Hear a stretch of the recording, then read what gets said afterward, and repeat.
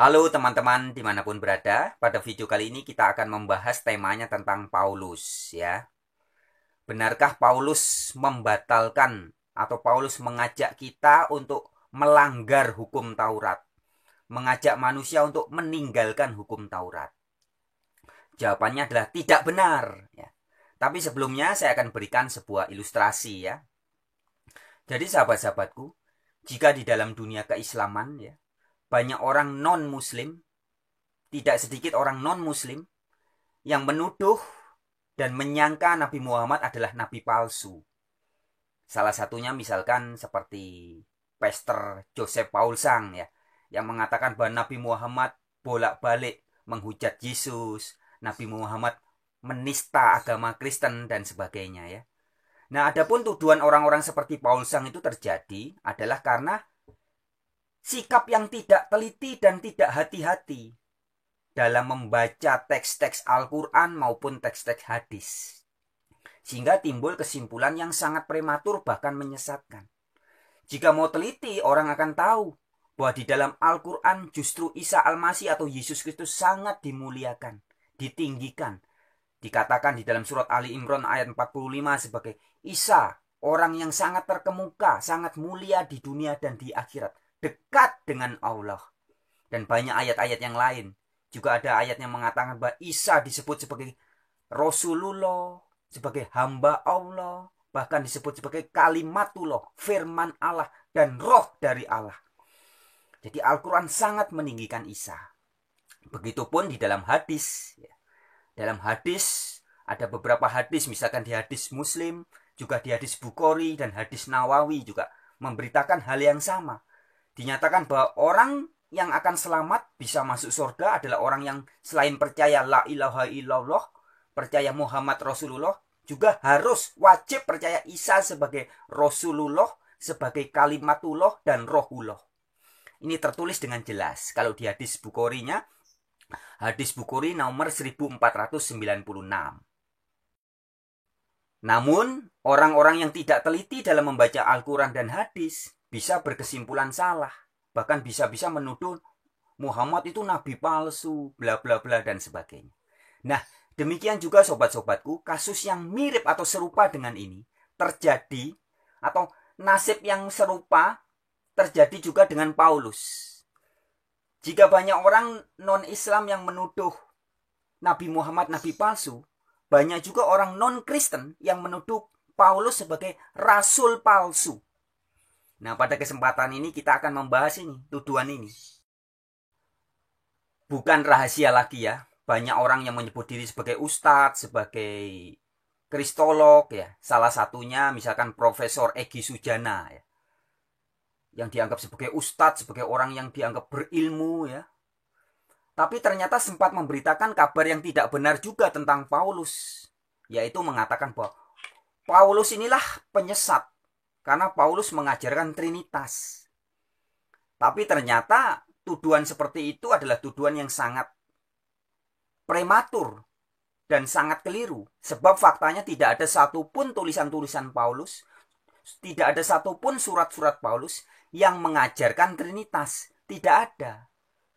Nah, artinya jika tuduhan yang begitu tersebar luas selama ini ternyata adalah tuduhan yang salah, maka juga sangat membuka peluang besar tuduhan orang terhadap Paulus, tuduhan-tuduhan yang lainnya juga bisa menjadi tuduhan yang keliru. Nah, salah satunya tuduhan bahwa mengatakan Paulus ini mengajak orang untuk meninggalkan Taurat. Ya, sebagaimana sampai hari ini masih banyak teman-teman non-Kristen yang mengatakan begitu. Paulus ini rasul palsu, sebab Paulus mengajak orang meninggalkan Taurat. Nah, hari ini kita akan membahas ya. Jadi judul video kita hari ini adalah apakah betul Paulus mengajak orang untuk meninggalkan Taurat? Ya. Atau apakah Paulus membatalkan hukum Taurat? Kita akan membahas hal ini. Lebih tepatnya begini sebenarnya. Apakah Paulus mengajak orang atau mengajar orang bahwa kehadiran Yesus itu membatalkan hukum Taurat? Nah, gitu ya. Jadi yang membatalkan hukum Taurat bukan Paulusnya, tapi kehadiran Yesus membatalkan hukum Taurat. benarkah? Nah, jawabannya adalah bisa iya betul, tapi bisa juga tidak benar. Nah, tergantung apa definisi membatalkan yang Anda pahami. Ya. Kata membatalkan itu kalau dalam versi bahasa Inggris, terjemahan bahasa Inggris ditulisnya ending the system of law atau having abolished. Abolish ya. Abolish ini abolish tulisannya ya. Adalah berhenti atau menyelesaikan. Nah, sehingga dalam kasta yang lain bisa kita sebut sebagai penggenapan sebenarnya, menggenapi. Ya, jadi kehadiran Yesus membatalkan hukum Taurat ini dalam makna menggenapi, menyempurnakan. Maka di ayat yang lain ada dikatakan, Yesus berkata bahwa jangan kamu sangka aku datang untuk meniadakan hukum Taurat. Ya. Sebab tiada satu iota itu iot itu loh.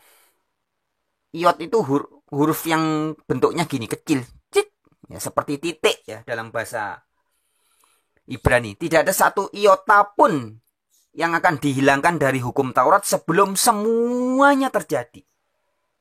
Jadi jika ada yang sudah terjadi, ya sudah tergenapi. Tapi yang belum terjadi harus digenapi dulu. Nah, kehadiran Yesus maksudnya adalah kematian Yesus ya. Jadi Yesus disebut sebagai anak domba Allah. Ya. Nah, di dalam hukum Taurat ada salah satu hukum upacara namanya, yaitu upacara untuk persembahan anak domba yang setiap tahun dilakukan sebagai lambang akan kedatangan anak domba yang asli. Nah, Yesus ini adalah anak domba yang asli. Nah, kalau yang asli sudah datang, maka upacara-upacara yang menjadi simbol atau lambang ya sudah berhenti. Nah, jadi maksud membatalkan itu dalam makna itu sudah tergenapi. Domba yang asli sudah datang, maka hukum Taurat yang terkait dengan upacara kematian memperingati sebagai simbol untuk kematian Yesus, yaitu dengan cara pengorbanan anak domba itu sudah selesai, sudah ending the system of law. Law yang mana? Yang berhubungan dengan kematian Yesus. Bukan semua law, bukan semua hukum Taurat loh ya.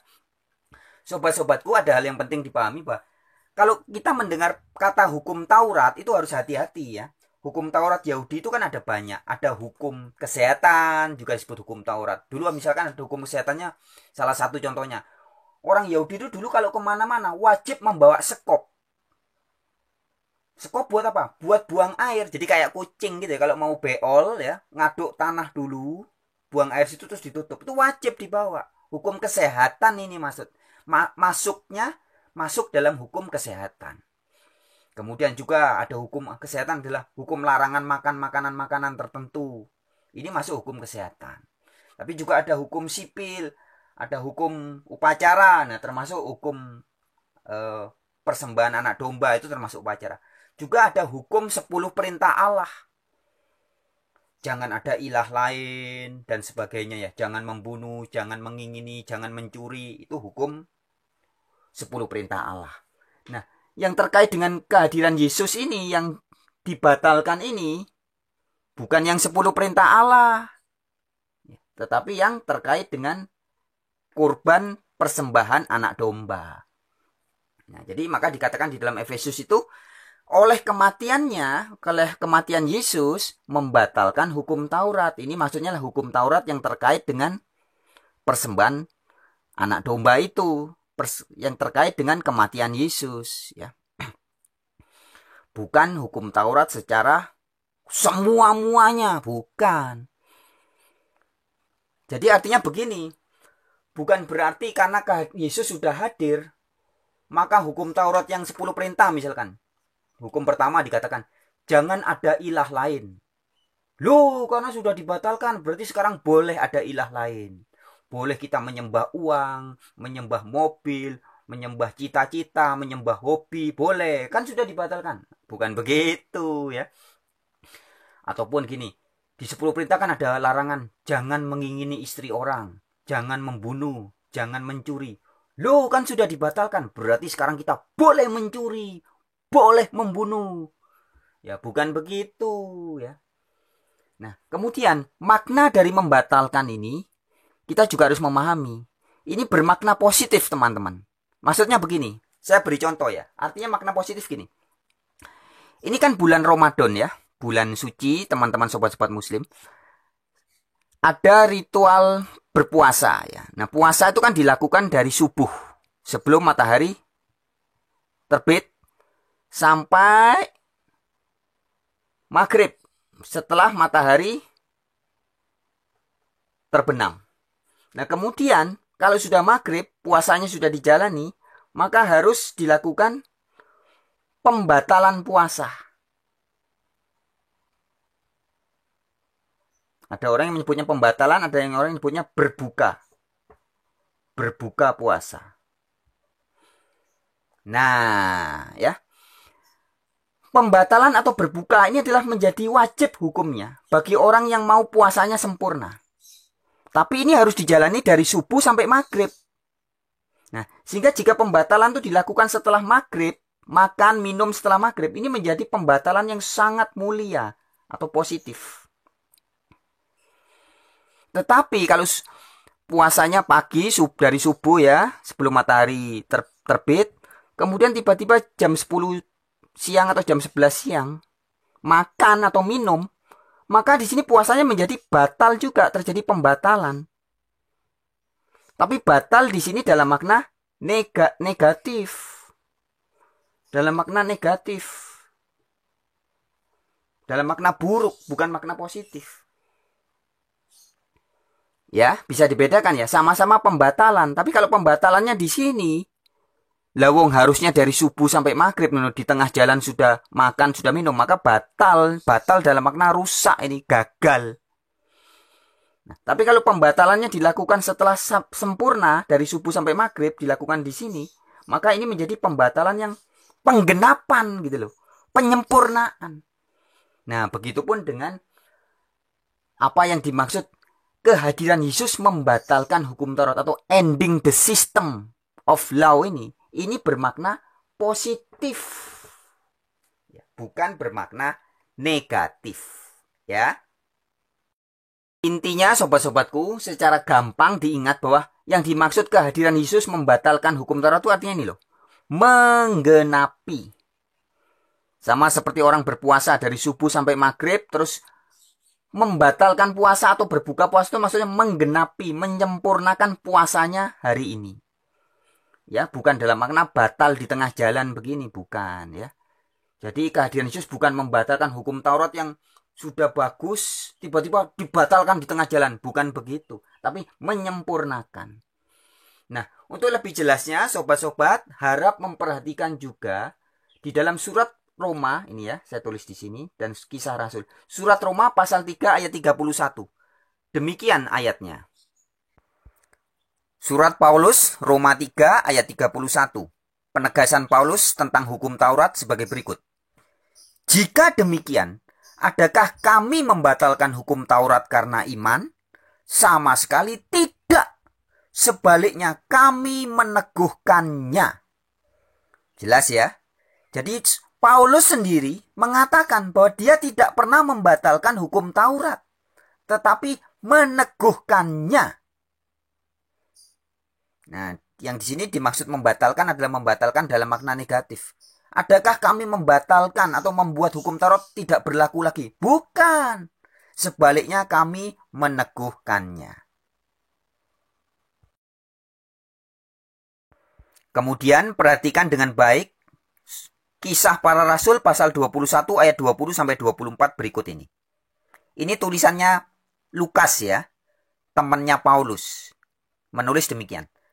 Mendengar itu mereka memuliakan Allah. Lalu mereka berkata kepada Paulus, "Saudara, lihatlah, beribu-ribu orang Yahudi telah menjadi percaya dan mereka semua rajin memelihara hukum Taurat." Ya, perhatikan baik-baik di situ. Mereka semua rajin memelihara hukum Taurat. Titik. Lalu, Tetapi mereka mendengar tentang engkau, maksudnya Paulus ya, bahwa engkau mengajar semua orang, bla bla bla bla bla, untuk melepaskan hukum Taurat.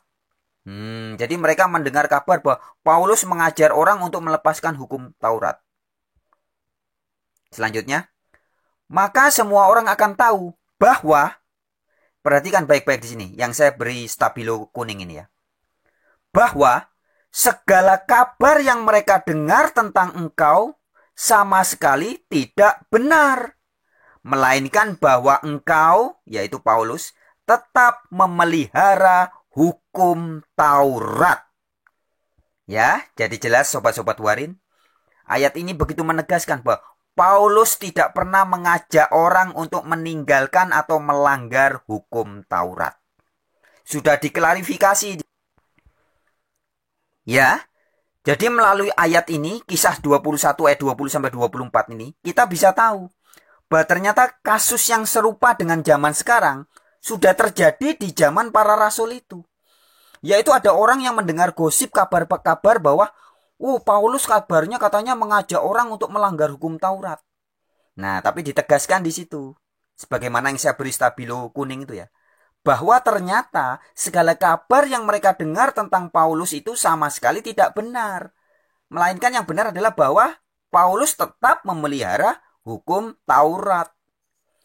Nah, jadi jelas ya sobat-sobatku, Paulus sendiri tadi dalam Roma 3 ayat 31 mengatakan bahwa dia tidak pernah membatalkan hukum Taurat. Yang ada adalah meneguhkannya. Membatalkan dalam makna mengatakan bahwa Yesus menggenapi hukum Taurat. Tapi bukan dalam makna membatalkan dalam arti mengajak orang berkata bahwa hukum Taurat tidak berlaku. Bukan begitu. Ya, tapi menggenapinya, meneguhkannya. Dan di kisah 21 ini, temannya Paulus juga menegaskan hal yang sama, bahwa Paulus tetap memelihara hukum Taurat. Clear? Kemudian sobat-sobatku, ayat yang perlu diperhatikan adalah dalam 2 Petrus pasal 3 ayat 15-16. Ini tulisan dari temannya Paulus ya. Rekan kerjanya Paulus yaitu Petrus. Nah, di sini Petrus sudah mengingatkan kita di seluruh dunia. Kita semua diingatkan. Perhatikan baik-baik, demikian tertulis. Paulus, saudara kita yang kekasih, telah menulis kepadamu menurut hikmat yang dikaruniakan kepadanya. Bla bla bla bla bla bla bla ya. Dalam surat-surat itu ada hal-hal yang sukar dipahami. Nah, perhatikan baik-baik. Petrus temannya Paulus sendiri sudah mengatakan di sini bahwa dalam surat-suratnya Paulus itu ada hal-hal yang sukar dipahami. Seperti yang saya garis bawah itu ya. Koma, sehingga orang-orang yang tidak memahaminya dan yang tidak teguh imannya memutarbalikkannya menjadi kebinasaan mereka sendiri, sama seperti yang juga mereka buat dengan tulisan-tulisan yang lain. Nah, jadi jelas Petrus di sini dalam 2 Petrus 3 ayat 15-16 ini sudah mengingatkan kita. Hati-hati mas bro, mbak sis, kalau membaca tulisan Paulus tuh hati-hati ya. Kira-kira begitu ya. Karena dalam surat-suratnya itu ada hal-hal yang sukar dipahami. Nah, jadi kalau kita memperhatikan peringatan Petrus ini, tentunya ketika kita membaca tulisan-tulisan Paulus, tidak akan gegabah, tidak akan buru-buru menyimpulkan, tidak akan melakukan sebuah kesimpulan atau penafsiran-penafsiran yang sembarangan saja, tapi akan memperhatikan dan membaca dengan teliti. Demikian sobat-sobatku. Ya, jadi sobat-sobatku, sebagaimana non-muslim, hati-hati. Jangan sembarangan menuduh Nabi Muhammad nabi palsu. Sebelum membaca hadis dengan teliti, membaca Al-Quran dengan teliti. Nah, begitupun sobat-sobat non-Kristen. Hati-hati jika menilai Paulus. Hati-hati dan telitilah dalam membaca tulisan-tulisan Paulus. Supaya tidak sampai gagal paham. Bahkan sampai-sampai menuduh Paulus sebagai rasul palsu. Ya, ingat. Dulu kan sering banyak, bahkan sampai sekarang masih ada orang yang menuduh Paulus mengajarkan Trinitas. Kenapa? Ya karena yang bilang Ustadz Egy Sujana. Kan Ustadz Egy Sujana itu kan profesor. Nggak mungkin keliru dia. Kalau Ustadz Egy Sujana bilang Paulus mengajarkan Trinitas, ya pasti benar. Nah, tapi ternyata ketika kita mau membaca, meneliti sendiri dalam Alkitab, tidak ada satupun tulisan Paulus yang mengajarkan Trinitas. Nah, begitupun tuduhan orang tentang Paulus mengajak orang untuk meninggalkan Taurat. Ya, ternyata juga salah. Paulus mengatakan bahwa kehadiran Yesus menggenapi Taurat. Bukan mengajak orang untuk meninggalkan Taurat, bukan ya. Baik sobat-sobat, sekian video kali ini, semoga bermanfaat. Salam sejahtera. Dari saya wartawan Injil untuk Indonesia.